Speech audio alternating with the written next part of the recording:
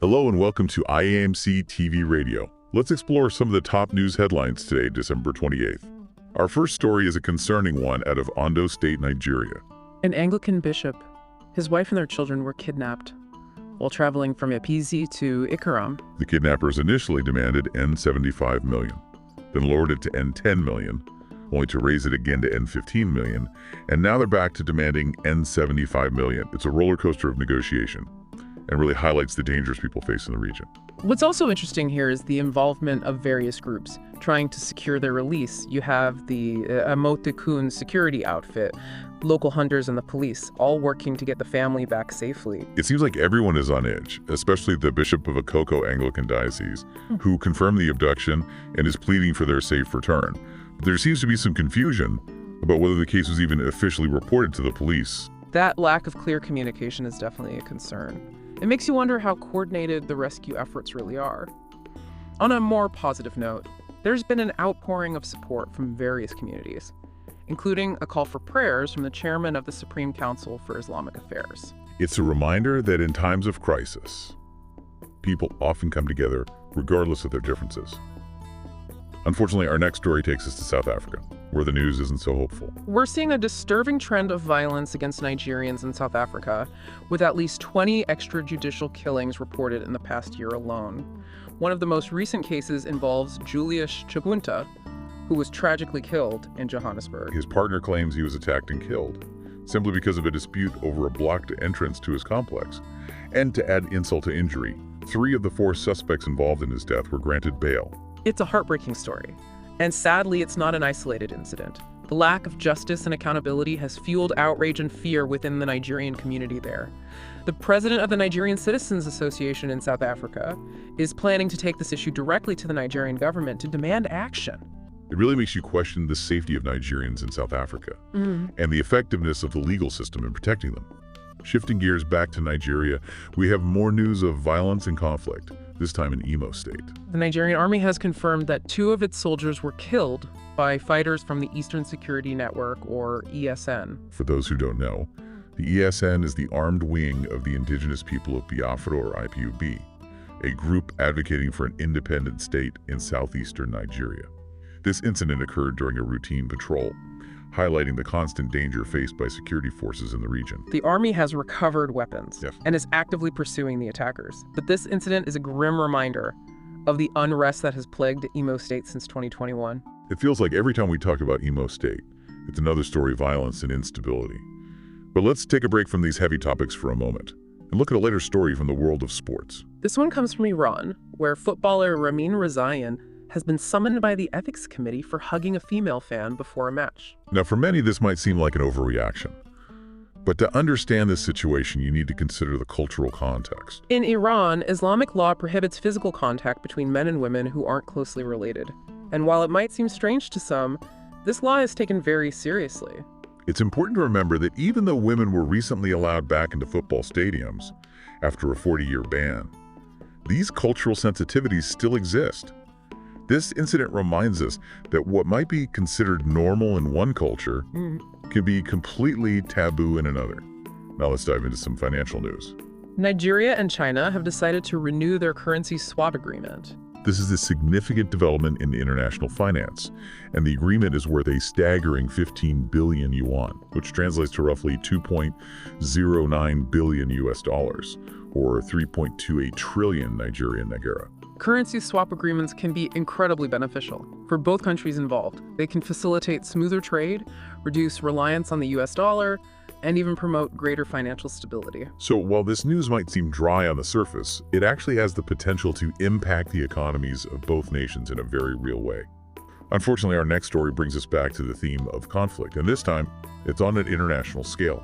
The leader of Niger Republic has made some serious accusations, alleging ties between high-ranking Nigerian officials and Boko Haram insurgents.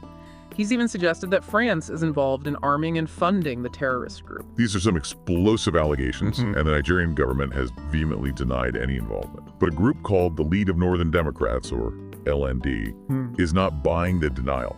They're concerned that the government's response hasn't addressed some key issues, like the source of Boko Haram's sophisticated weapons, and the role France might be playing in the region's instability. It's a messy situation, with a lot of finger-pointing. And it's clear that tensions are running high. And speaking of tensions, we have another story coming out of Imo State, where allegations of police misconduct have surfaced. There are reports of police officers extorting and harassing youths at a checkpoint, forcing them to transfer money from their bank accounts to designated POS accounts at gunpoint. These are serious accusations that could have a ripple effect on public trust in law enforcement. You can imagine the fear and outrage this is causing among residents. Many are now resorting to traveling at night to avoid the checkpoint, which puts them at even greater risk. While the police have acknowledged the complaint and promised to investigate the situation, it's clear that something needs to be done to address this alleged abuse of power. Our final story for this segment takes us into the world of social media and cybercrime, where a popular figure has become the victim of a significant theft. Martin Zatze, better known as VeryDarkMan on social media, reported that N$180 million was stolen from his NGO's account.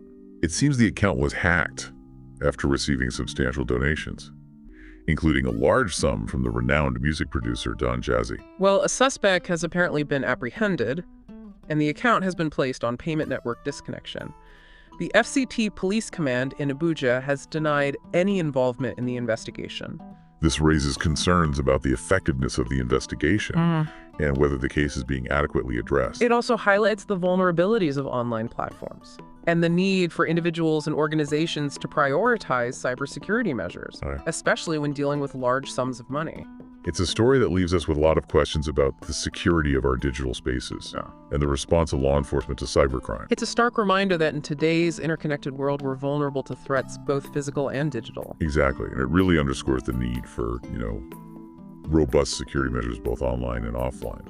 What's fascinating about this particular case is the apparent disconnect between VeryDarkMan's claims of a suspect being apprehended and the police's denial of involvement. Yeah, it makes you wonder if there's a lack of communication between different law enforcement agencies, or perhaps there's more to the story than meets the eye.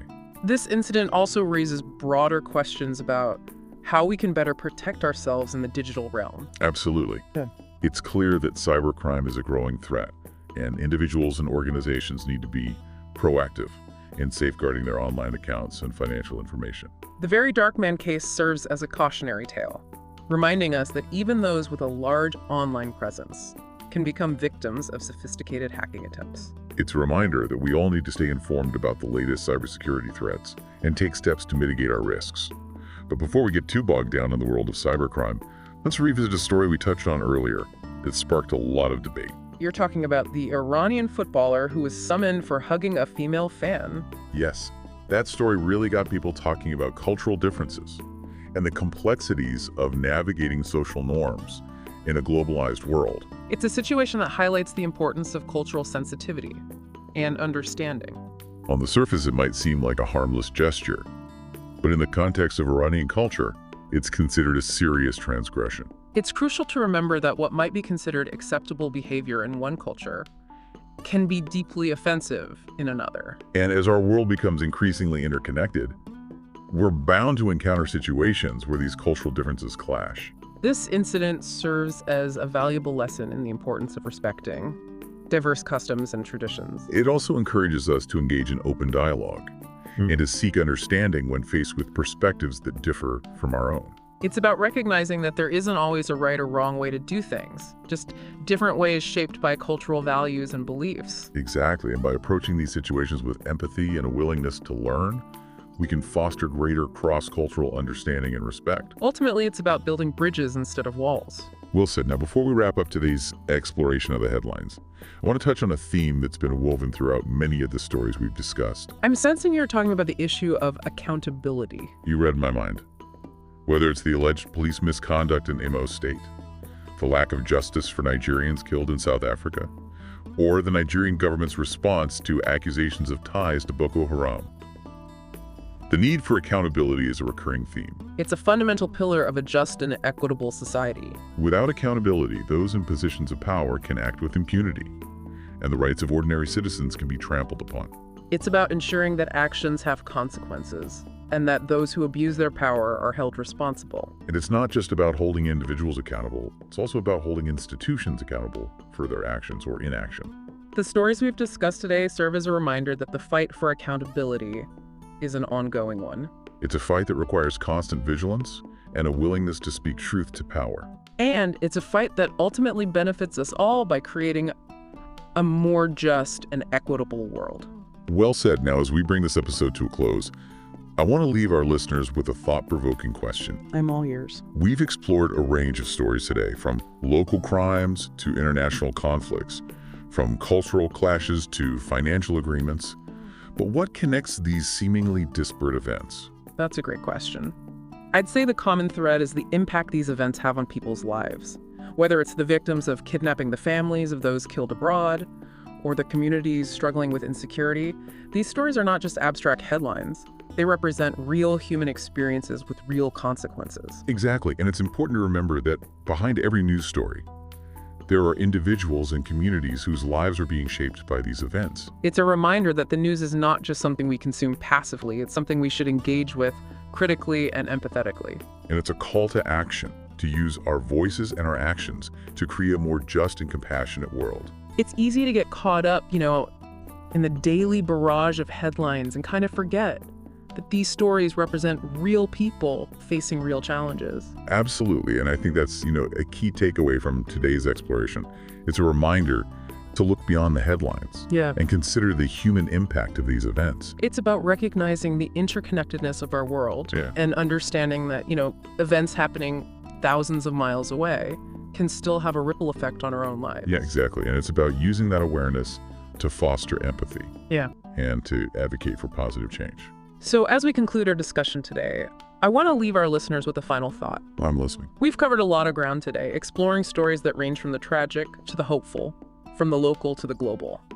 But ultimately, what ties these stories together is the search for a better future. I couldn't agree more. Whether it's fighting for justice, demanding accountability, or promoting understanding, these stories reflect our collective desire for a world where everyone can thrive. It's a reminder that even in the face of adversity, there's always hope, and there's always something we can do to make a difference.